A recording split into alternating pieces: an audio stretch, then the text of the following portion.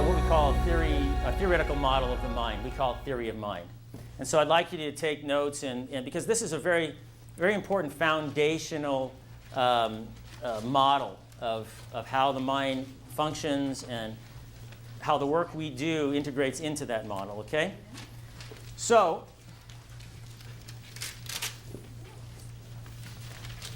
I was hoping for a better circle. That's more egg-like, but sometimes I do a pretty good job.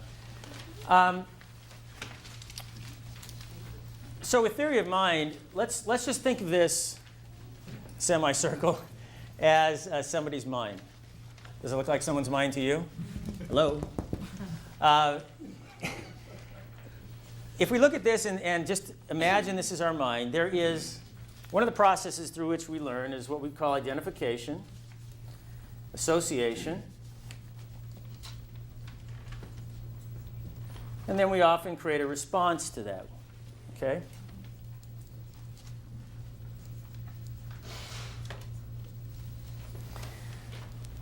So let's think about in life how this applies. An example would be something like you might hear a specific song on the radio. What happens sometimes when you hear a song? What does it do inside? Go right back to where you were, who you were with. You can remember in detail. Right. So you hear a certain song. I was just at dinner yesterday.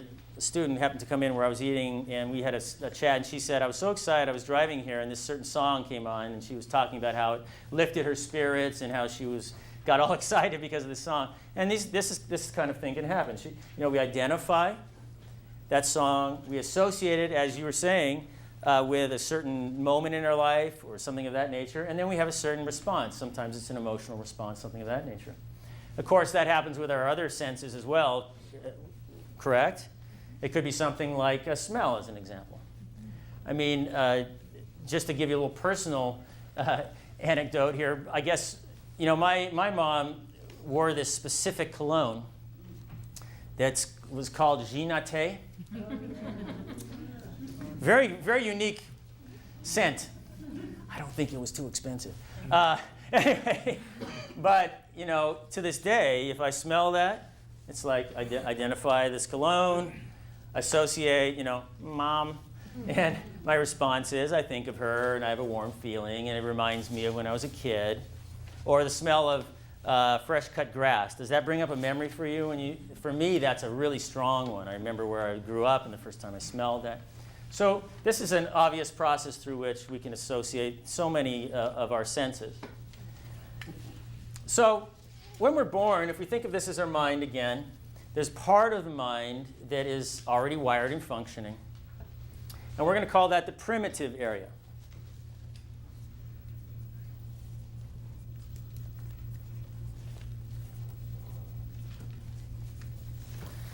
And in this primitive area, there's a couple of responses we're going to look at, and ones that I'm sure most of you are well aware of, either having experienced them, I'm sure yourselves, but also probably studied them at one point or another.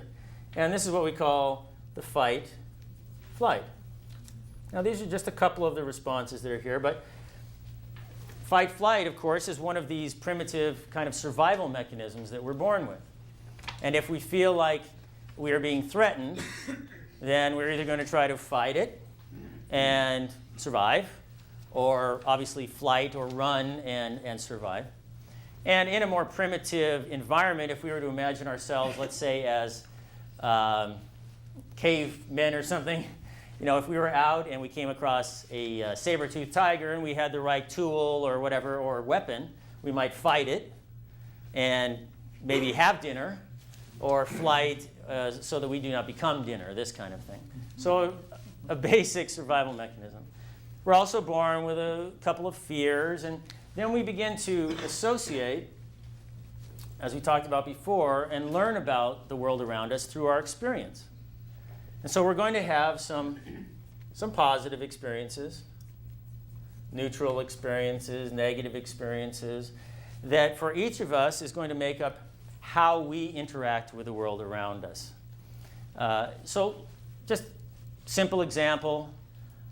Growing up, I was the kind of kid that kind of pushed my parents to have animals. And so I had the dog, the cat, the turtle, I had the fish. I kept most of them alive a long time too, so that's pretty good. But so growing up, I created a very positive relationship with animals, and let's say dogs as an example. But let's say that Stanley here, maybe growing up, maybe he was bitten by a dog, And so if my dog came running in here right now, I would be likely to act like a 10-year-old and want to play with her.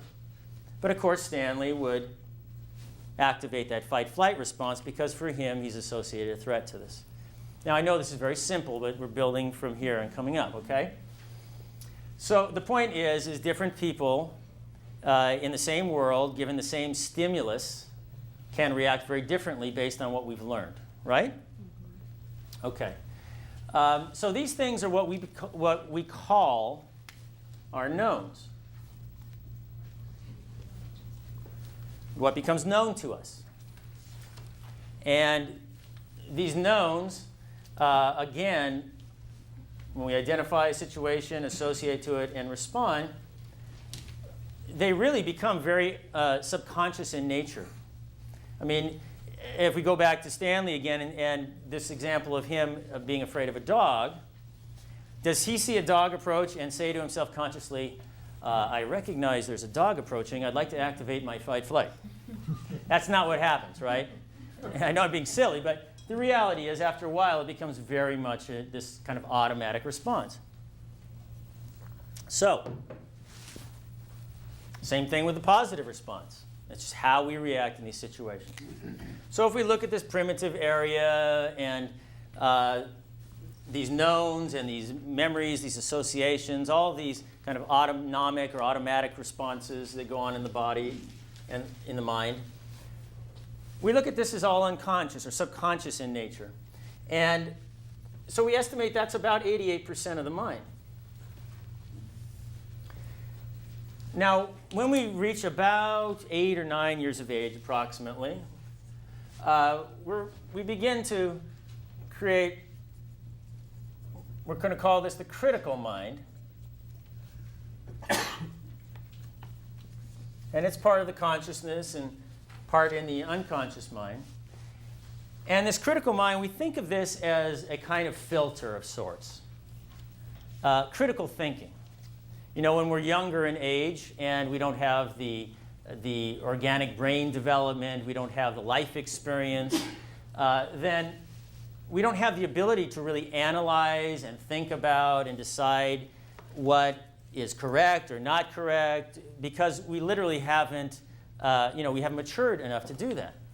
But at a certain point, somewhere around 8 or 9 years of age, we're beginning to be able to really use this idea of critically analyzing, just as you guys are doing here tonight. You're thinking about the information, analyzing it, deciding if it makes sense to you or not. And so the conscious critical thinking, we've got logic, and we've got reason, and we've got decision, and our will, or our willpower. And so this part of the mind, this conscious critical thinking, is there to try to protect us, or so that we can think about, analyze. When we imagine a young child that doesn't have this facility, and if you're the adult, you're the parent, and you say something to them, do they have the ability to think about and analyze, and is that logical, and does that make sense? They're much more receptive and open. They just accept it at face value, don't they? Until the ability is developed both through brain development and experience and learning about life. And so we have this critical facility that becomes available to us. And so we're looking at this as about that other 12%. What's important is that we understand how these two can interact and why, at times, this can lead someone to come to see us in the work we do, or other therapists. So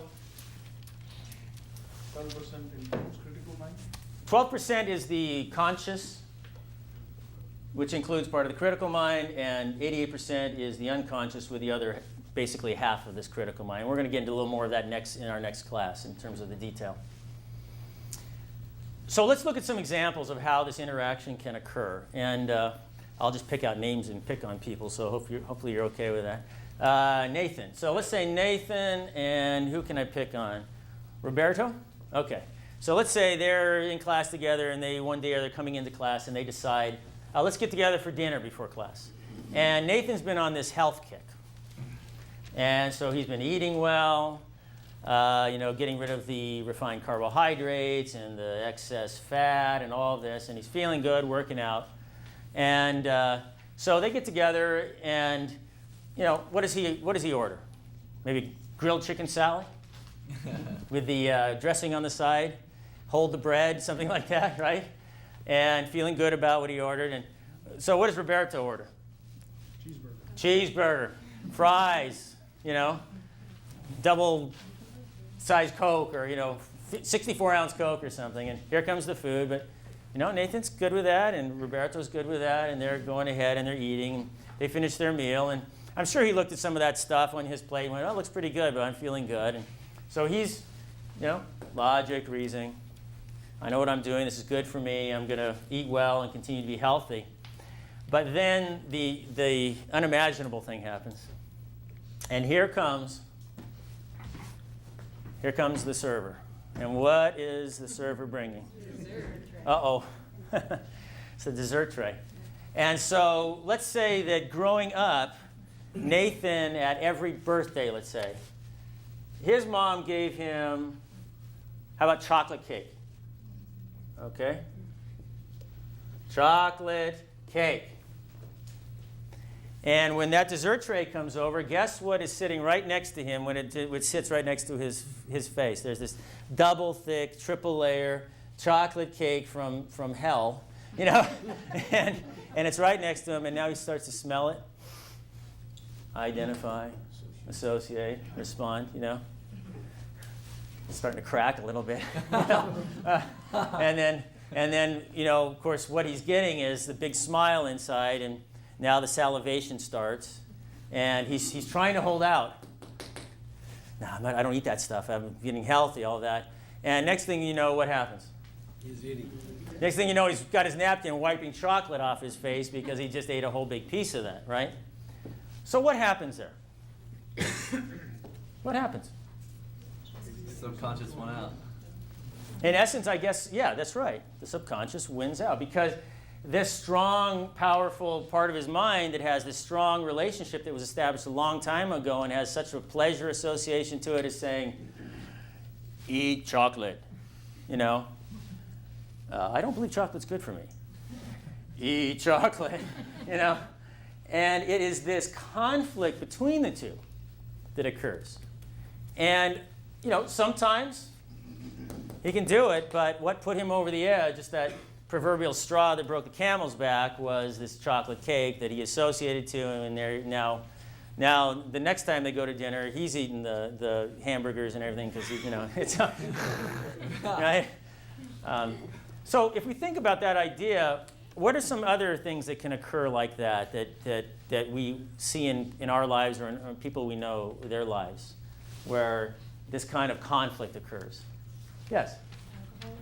Alcoholism, that's a good example. At a certain point, the person doesn't want to drink anymore consciously. Their logic tells them not to, right? But what happens? Now here, of course, we have some biochemistry involved too. It's not just psychological, but there certainly is that psychological component. What's something else?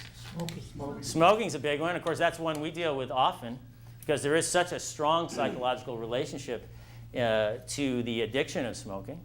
So let's look at smoking for a minute. Think about smoking. Anyone who's smoked will tell you, I've never met a single person, I've worked with literally hundreds of smokers, but there is really no one I've ever talked to who said that first cigarette they smoked, they went, "Oh, that is good. Ooh, love that thing," right? Your body's telling you, don't put this in me. You're coughing, you're getting nauseated, or you'll have some response like that, right? But when you're maybe in your late teens, when a lot of people start smoking and your friends are smoking, you push through that. And of course, we're a very adaptive species, and after a while, your body goes, okay, so we'll shut down that response because I guess we're going to have this stuff around all the time. And then both the unconscious or the subconscious learns to associate this connection to, let's say, after a meal, I want to reach for a cigarette, or when I'm stressed, eventually this kind of relationship becomes established. And so in the beginning, let's say into the early 20s or so at least, they wanted to smoke and they're smoking, right? And they've learned to smoke, and so they've associated the motivations, these associations that are driving that behavior, right? And so that conflict doesn't exist then, does it? Because they want to do it consciously, and subconsciously they're being motivated to do it. There is no conflict there yet. What happens? When does the conflict occur? When they want to stop. And why does that happen? Maybe they get older and they decide, you know what, this doesn't taste so good anymore. I'm afraid it's taking away my youthful appearance. I feel like a social pariah. I'm coughing a lot. I'm tied down to this ball and chain. And these days the cost is, it's becoming exorbitant to smoke, isn't it? So all these elements come into it, and at a certain point, they say to themselves, I don't want to do this anymore. But now the conflict has occurred, because just because they consciously don't want to do it, does it change this? Well, over time, maybe, over a long period of time, but initially that conflict is certainly there, and people struggle with that. And most of us don't know this information. They just think, well, if I want to stop, I should just be able to stop. And then they beat themselves up, and they create these, they stress themselves out over it, and the stress leads them wanting to do it more, and you get into these cycles, right? So that's our job, because our job is to help people to change some of these learned associative relationships that don't work in their life anymore. And so we help people to change these relationships when they become established. It's one of the very important things that we do in this work. So we talked about the eating and the chocolate cake. I remember a case that my mentor in this program years ago told me about a young woman who came in who was in a relationship, and she kept sabotaging it. This is another thing that can happen. She couldn't figure out why, because consciously her logic, her reasoning said, this is a good guy. He's nice to me, he's good to me, but these behaviors keep coming up. And what she uncovered was the fact that this guy in her life was an actor. And in her family growing up, her father was an actor, and her mother used to always say to her over and over again when they get in a fight, whatever you do, don't ever marry an actor. And so this kind of conditioning and this negative actor. And so every time they get closer and closer, this motivation would come up, and this internal sabotage would happen. And so this is another, it can happen in relationships and things like cigarettes. It can happen in so many different areas of our life that these conflicts can occur. So we help people to resolve those conflicts, okay? Any questions about that? Pretty straightforward, huh? Okay.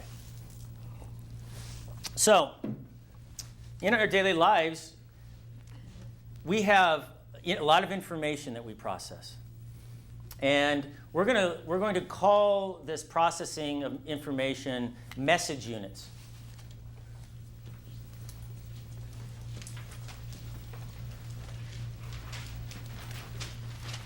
Message units. And we're going to focus on 4 elements that relate to these message units. And one would be the environment. So I'm just going to put E and V for the environment. Our body. Our conscious thinking, and our subconscious. Environment, body, consciousness, and subconscious. So what can happen with these message units is that we feel like that the critical mind is kind of like this cup that I've been drinking out of, in that it has a certain capacity. And let's just say that capacity was 1,000 message units. And the idea is that when we start to process a lot of information, there's a point at which we can become overloaded. You know, it's like filling the cup up, and if right at the top, if I put one more drop in there, it doesn't go in the cup anymore, and it just goes on the outside, right? And so when we have this overload that occurs, this critical filter begins to break down because it can't filter anymore. Trying to stuff too much through the filter, and it's not there.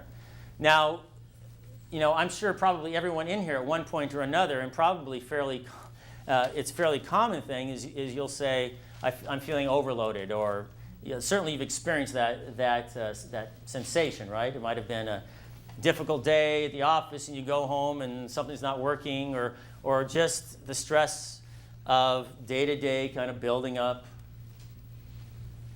issues with sleep, things of this nature. And at a certain point, we just can't process anymore. And so let's look at an example of something like that can happen. Let's say that I have a client coming in at 9 o'clock in the morning. And so I have to get up at about 8:30, about 7 o'clock or so to get in here. And I forget to set my alarm. And so I wake up, and I've got a client at 9, and the clock says, 8. What's going to happen right in that moment when I see that clock? Yes. First thing is, uh-oh, right? So first thing is I see that number, and my conscious thinking starts going, uh-oh, I'm going to be late, right? And I start to worry. Message units flooding in, right? And it's cold outside, and so as I get out of my bed, that cold air hits me, and there's messages through there, and then I kick my dog's toy, and it stubs my toe, and now I'm hopping, and so now I have more message units, and all the while my subconscious is probably trying to get me to the coffee pot or the bathroom or something, right? And I go and get in the car, and it's a bad traffic day, and I'm going to be late, and I'm worrying, and it's cold, and my heater's not working, and all these things are going on as an example. 1 second, I'll get your question. And we can reach a point at which all of a sudden I'm driving to work, but I'm not really aware I'm even driving to work. Anyone ever experienced that? Yeah, it's like, well, how did I get here? What happened?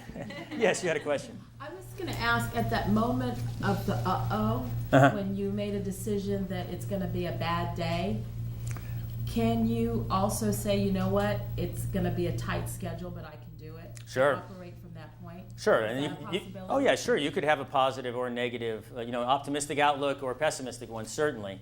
But in either case, it's still processing information. It's like we talk about stress. Stress can be good or bad, but it's still a lot to deal with. You're buying a house, and it's a wonderful thing, but going through that process is usually not fun, right? So whether it's a positive way you frame it or a negative one, still you're dealing with thoughts, ideas, information. And we'll just look at those, whether they're good or bad, or positive or negative, optimistic, pessimistic, is messaging. It's just more information we have to deal with. So we can get to a point at which we can overload this critical thinking. And now the filter's not operating well, if at all. And so in essence, it's kind of like we've opened up this filter. And if we remember what we talked about earlier about a child that grows up early on and doesn't have the filter, they're very open, very receptive, aren't they? Because they don't have that ability. And when our filter breaks down, then we're not filtering anymore either. And there is more of an openness. And so the negative ideas I have, or positive ones, now are being more readily accepted in the unconscious without this filtering process, to look at it, analyze it, decide if it's going to accept it, vent it, either way, right? So, we have this overload of message units that leads to the breakdown of this critical filter. And when the breakdown of the critical filter happens, it triggers a fight-flight response, because now our critical filtering is breaking down, and it triggers fight-flight. And we become what is commonly referred to as hyper-suggestible. Very suggestible, right? Now, how often does something like this happen in our daily lives? It can happen a lot. But, if we're not aware of it, because it's just what we have to deal with in life, then we're walking around how? Hypnotized. An automaton. No. Yeah, you're in a hypersuggestible state, or as you say, hypnotized. Yeah. Right. So is that why they put billboards on the freeway? Because everyone's so overloaded that then you're like, wow, if I drink beer, women will really think I'm cute. That's not true. I mean, because that makes sense to me. Then you're like, Well, if we really get down to the nitty-gritty here, of course, all advertising is about suggestibility and about making people suggestible to whatever the product is through various means. And certainly in our society, I mean, all we have to do is look at the U.S. And statistically, we work the most hours. We often sleep the least hours. We take the least amount of vacation. And so basically we're what? We're just stressed out and overloaded a lot of the time. That's a reality of what many of us are experiencing. And so, with all the other things going on in our world at different times, there's always lots of things that are potentially creating this kind of overload within us. So if we think about, I talked about the idea of driving to work, but I'm sure many of you can relate with the idea of driving home from work is more common. You've gone through your whole day and you've dealt with all this stuff, and now you're driving home, and you don't remember the drive. I mean, there's times when you'll be driving and you miss a turnoff, right? And how did I get here? I mean, and so your mind was off somewhere else, and you were just driving. You wonder who's driving the car, don't you? I hope my subconscious is a real good driver. So far, it's been pretty good, but understanding this also gives you the ability to understand when it's happening to you and also take charge of it more. And you can learn how to be less overloaded, quote unquote, or when you are, what to do to become more in a more aware, conscious state. And these are some of the empowering tools that you'll learn, not only for yourself, but also, of course, for your clients. And again, in our society, these tools are very valuable tools for people. We often see people who we have to dehypnotize before we can do anything else with them. When we go to a movie theater, as an example, my brother's a film director, so we talk about being in the same business all the time, except he gets paid a lot more than me. But why does he make a film? He produces a film to entertain people, and so that when they go and sit in a movie theater, they can become suggestible to that information, and that they can have these responses that are about entertainment, right? Because if you think about it, if we think about a theater and we go and sit down like you are amongst a bunch of people, after a while, if it's a good film, you don't think about the people around you, do you? They kind of go away, and you get sucked into this. And why do you think it's a huge screen and really bright and the music's really loud? Right? They're overloading you. What did they used to do in movie theaters? They would put in these little ads in there, wouldn't they? Like they cut one frame in of a Coke can or something, and it was so fast that you couldn't consciously pick it up, but subconsciously you would, and their sales of Coke would go up. And they're not allowed to do that anymore. At least we don't think so. But these are the kinds of things that go on in a theater. We get swept up in a film. And we know they're actors. We know it's not real. But do you get scared sometimes? Yes. Why? Because you allow yourself to do that, right? You allow yourself to become suggestible to that information. We laugh, we cry, we have these experiences. So, earlier when we were here, I asked you guys how many people had been hypnotized before and what should have happened. Everyone's hand should have gone up, right? This is a natural state. It's a state we're going to experience in life. We learn how to use this as a means of creating change in these conflicts that can occur between the consciousness and the unconscious. And there's some other things we also do with this, but that's a real primary application of these tools. And so it's really not so much about can I be hypnotized or not, because again, we experience that in our lives very commonly. Question about that? Yes?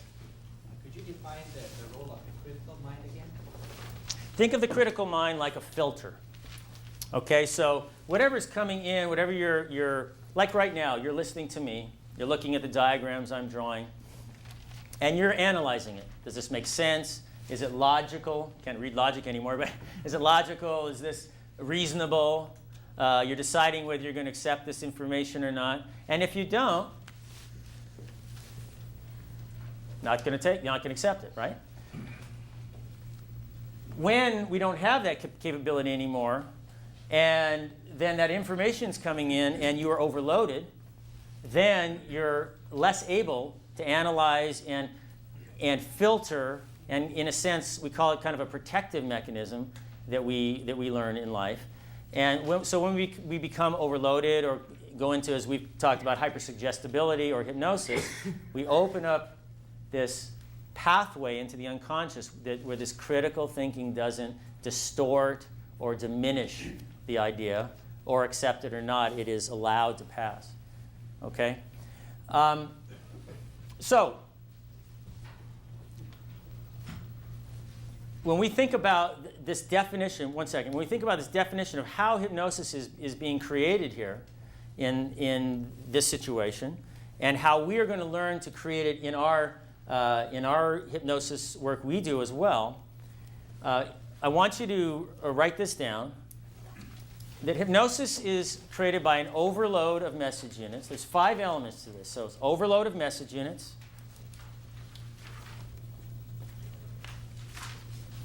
it disorganizes the inhibitory process. So it's an overload of message units, disorganizing the inhibitory process or the critical mind. Inhibitory process and critical mind are the same thing. Overload of message units, disorganizing the inhibitory process, which triggers fight, flight,